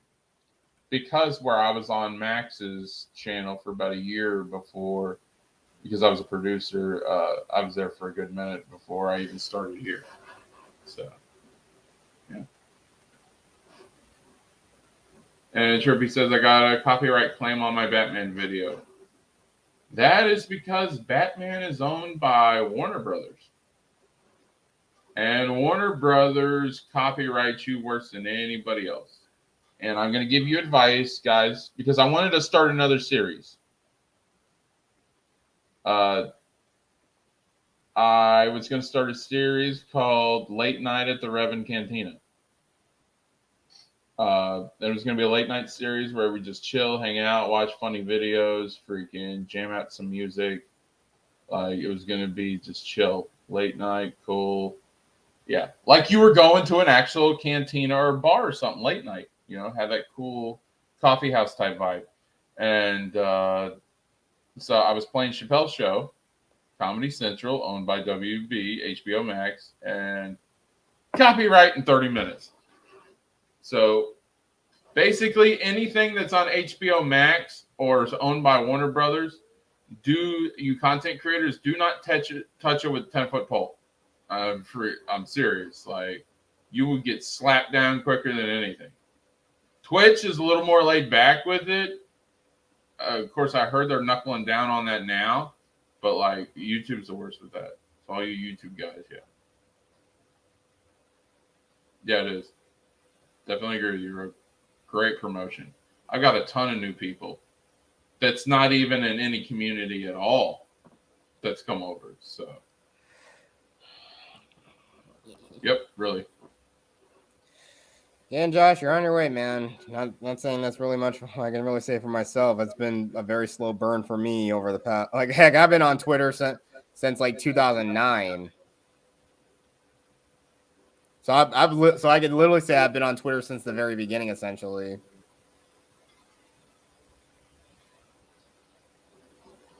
Oh, I see that open discussion, Trippy Hawk, the one you're talking about, the one with 135, yeah. That's it. It's because it had Max on it, and that's when we first I was really going on a tangent, going off about that situation. But I've settled up.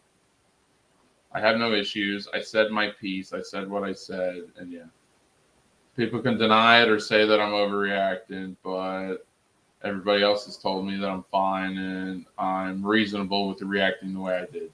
So I know for a fact that I was understandable. Because I have a lot of vast knowledge and I've created a lot of great content that people have liked. So I know I have a lot to contribute to everything. So, and my thing is, if you see that someone's weak in one area, see what they're strong in, then and try to accommodate. Like, it's not all about the YouTuber. And that's an ego thing. Sometimes, why don't you work things in to where you can, really bring out the strengths of someone. So, like, every time me, you, and Christine do a open discussion, it goes off the rails, right? Yes. But what are we all strong at? You're strong at EU. You're strong at a lot of things, especially the 90s stuff, and you help keep me on track tonight, and I appreciate that. All right, so that's your positives. Yep. So let's do that, and then when a bunch of people are on, that's the negative part. So I've noticed Jet Sparks with you, if you keep it small panels, good chat, freaking, and you have a partner to freaking team up with, then that's what's good. So that's what we do. Yes. So yeah, and so that's why the Star Wars one was good, and that's why this one's good. All right. What's Christine's strength? You can keep her on track when she's got something really good to talk about, something that she loves. All right. And this is not a slight against Christine. I love Christine. Amazing, great friend of mine. And her husband, St. Rabbit's amazing. And I love it every time they come on. Really good friends. But, like, especially when you get the sports stuff, Christine will stay on topic the entire time. Yeah, and of course, she's gotten a whole lot better about it. Yeah, sports thing you're going to be doing in April. That's going to be a good show for you two to do. Yeah. This is a respectful critique. It's not a criticism. It's nothing bad. It's just saying certain people, you don't just mix and match everybody when it comes to panels. You got to know who your strengths in people and to really build those up. Yes, exactly. All right? That's why I want Christine to do the football content with Nate. They love football. They're really good. And I think Christine would be amazing at it. All right. And she's not doing anything YouTube right now. But maybe this can help her come up with some ideas for different content stuff. So I think her and Nate are going to knock it out of the park. And Nate's getting full reins over that freaking football show when it gets started. I'm giving him the keys. So, yeah, like, not that I don't like football. I like football, too. Nate knows more about it. He knows about all the college stuff. He knows about most of the players. Nate knows football better than I do. So, giving him the spot, yeah. Oh, yeah, it's building.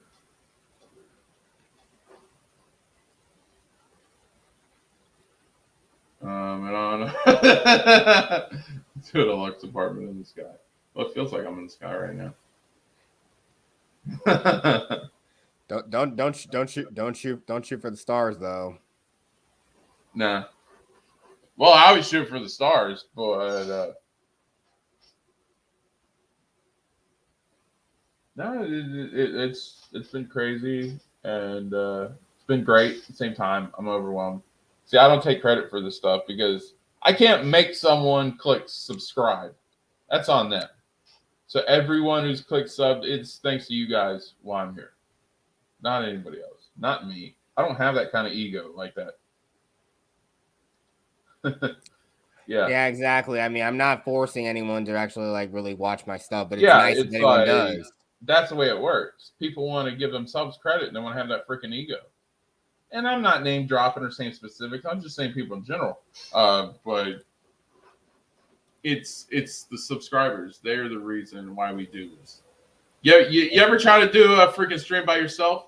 I have. It freaking sucks. All right. Yes. I mean, come on, look at my writing streams. Yeah. Even though the one I did that went for 2 hours was a little better because I think it really helped got me a little more progress on one thing I was writing at the time so it kind of helped a little bit, but like I said though, because most of the time I'm kind of always like blocked. Trippy, I will. He wants to do another video game stream because he wants to hang out with you. He wants to talk with you. And I'm not BSing, I'm being honest. Because we showed Rachel the video game stream that we did, you and him were talking, and she thought it was the cutest thing ever. Hey Arco, what's going on, buddy? Good to see you. We're about to end it, but if you want to catch on playback, yeah. And next week I'll be, this is all 90s, so I'll be busting out a video game stream next week. Rogue, you'll be able to see the first video game stream that I do. I usually do my video game streams mid-morning and afternoon. Usually I'll go for like 2 hours. It'll either be 10 to noon or noon to 2 or something like that. But yeah. And I can't promote my video game streams, so I just gotta start typing to everybody. Yeah, when I like I said, when I streamed, I think Twitter kind of helped out a little bit. Yeah, because I know I put the link. I always gave out the link to anything I do on Twitter, and I need to put like links to my video, and I put links to my videos, even some throwback videos. I think I did recently. You can go on my Twitter at JustBurst373. There's an old Black Lives Retribution montage I did. It was one of two. The other one got deleted because I had to delete it because it had a whole bunch of copyrighted music in it, and I meticulously crafted that in Share Factory. I know, again, editing takes a lot of time and work. It does. Yeah, even if it's just like gameplay. So tomorrow we got the Star Wars show. We're gonna be doing that at 7 p.m. EST tomorrow. And me and my co-host Thade Bays is coming back.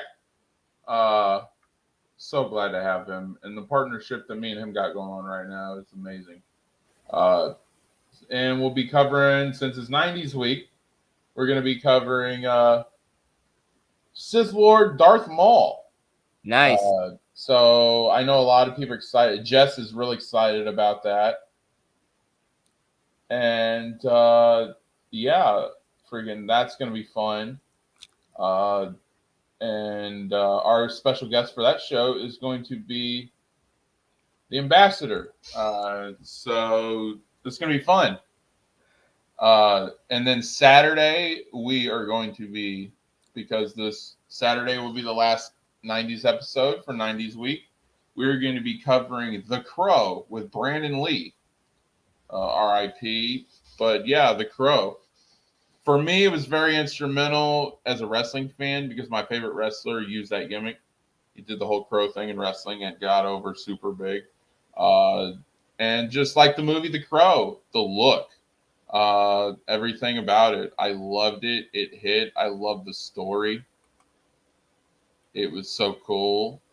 Basically, The Crow story was when someone gets murdered so bad, instead of the crow taking their soul to be on the grave, it brings them back a year after their death so that they can get revenge and right the wrongs.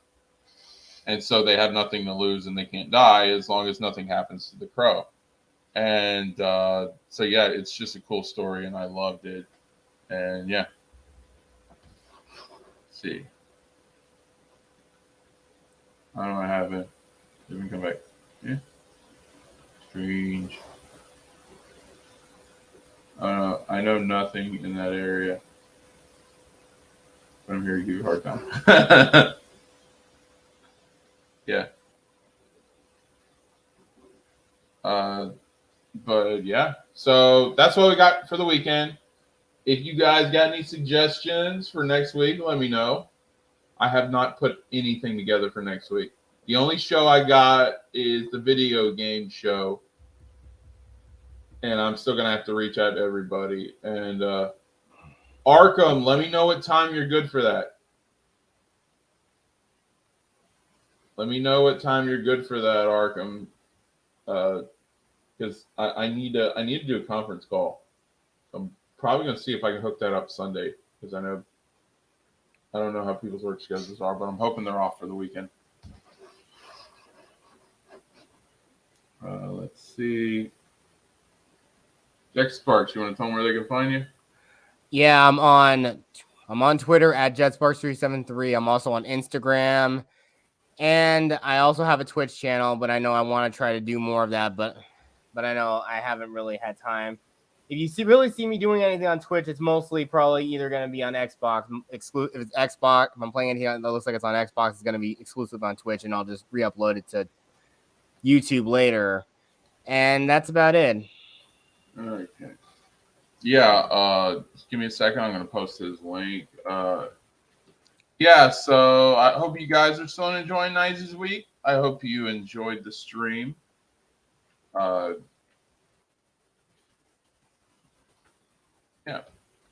I hope you guys are having a good time. I hope my voice is not that annoying. If there's anything, it's probably my voice that's annoying people a lot of the time. No, I heard some annoying voices. Yours isn't bad. Phil's wannabe girlfriend, Krista Nova's voice is way more annoying than yours. Oh man, of course. I think he also promoted. I think I saw him promote X-Ray Girl on Twitter. Of course he does. Yeah. Seriously, Phil. This is Phil we're talking about. Yeah, Phil, if you want to start promoting more people, promote me, please. I need these. I'd love to have more subscribers, man. Please. Well, that's why we met. So you come over here and I can promote you to the moon. Your voice is okay. My same. Yeah, but good. I'm glad you guys are enjoying the content. You know I ain't getting paid for this. So I'm doing this. Me neither. And I'm just glad you guys like it. I'm glad that it's so rewarding when you come up with an idea and then people like your ideas. It's like, oh, yes. That's good. But thanks for tuning in, everyone. You guys are awesome. I love you guys. And we will see you here same time tomorrow night. Take care.